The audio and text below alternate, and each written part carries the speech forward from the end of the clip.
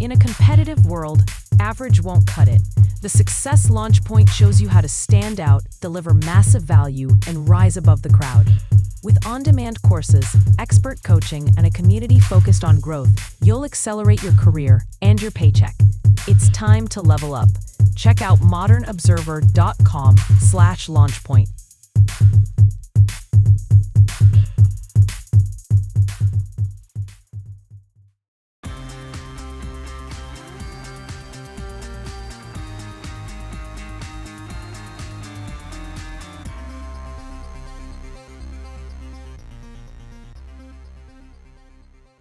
America heads to the polls, SNAP benefits to be partially funded, another AI deal, and more. Welcome to the Raw Naked Truth. I'm your host, Eric Lopkin, and here's the news you need to know.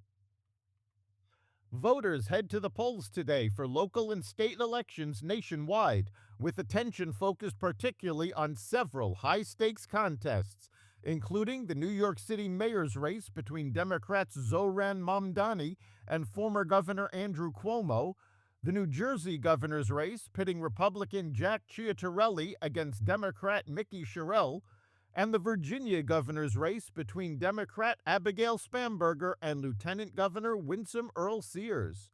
Meanwhile, Californians head to the polls to vote on Proposition 50, which would allow the Democrats to further gerrymander California's congressional districts to block the little Republican representation the state has. Democrats are significantly outspending Republicans on advertising in the key races in Virginia, New Jersey, and other states, often by tens of millions of dollars.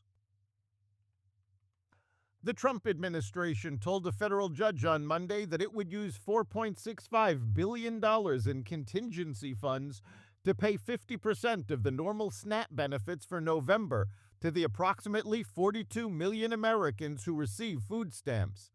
This decision came after U.S. District Court Judge Jack McConnell ordered the administration not to stop the payments, although the administration declined to tap an additional $4 billion in emergency funds, known as Section 32 tariff revenue, stating that the money must be saved for child nutrition programs.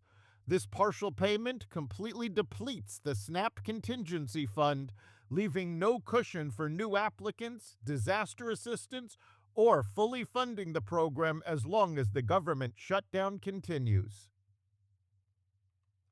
The Supreme Court is set to hear the case challenging the constitutionality of President Trump's tariffs. The case will determine the scope of power that the president can authorize under a law bestowing emergency power to the executive branch during a crisis. The United States has reportedly submitted a plan to the UN Security Council for the establishment of an international stabilization force in the Gaza Strip, a linchpin of President Donald Trump's peace plan for the region.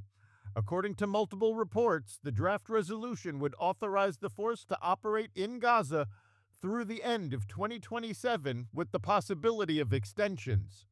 The proposal is meant to be negotiated by UN Security Council members to determine governance and security of Gaza for at least the next 2 years, according to a copy obtained by Axios. A U.S. official told the outlet that the International Stabilization Force would be an enforcement force, not a peacekeeping force. It would include troops from several nations and work alongside a Gaza Board of Peace, a new body Trump says he will chair.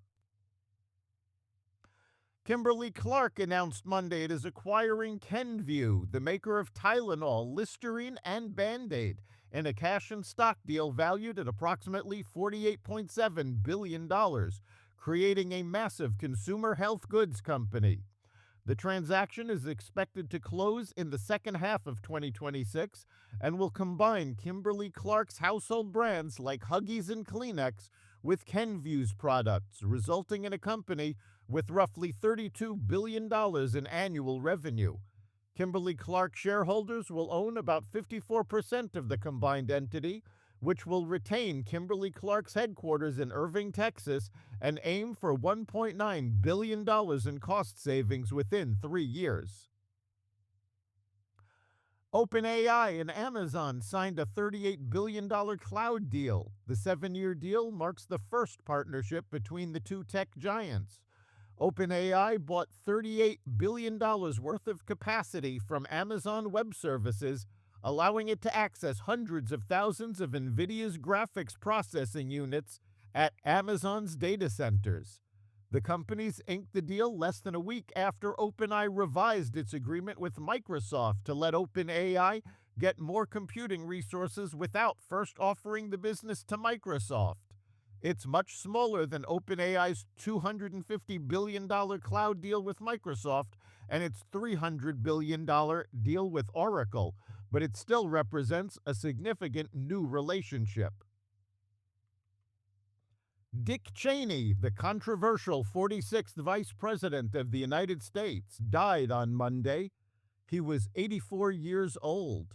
Cheney died due to complications of pneumonia, cardiac disease, and vascular disease, his family confirmed in a statement. Cheney served as vice president to George W. Bush from 2001 to 2009. Known as a war hawk who played a pivotal role in the U.S. invasion of Iraq, Cheney also held office as a congressman in Wyoming in the 1980s and as defense secretary for former President George H.W. Bush. That's the Raw Naked Truth.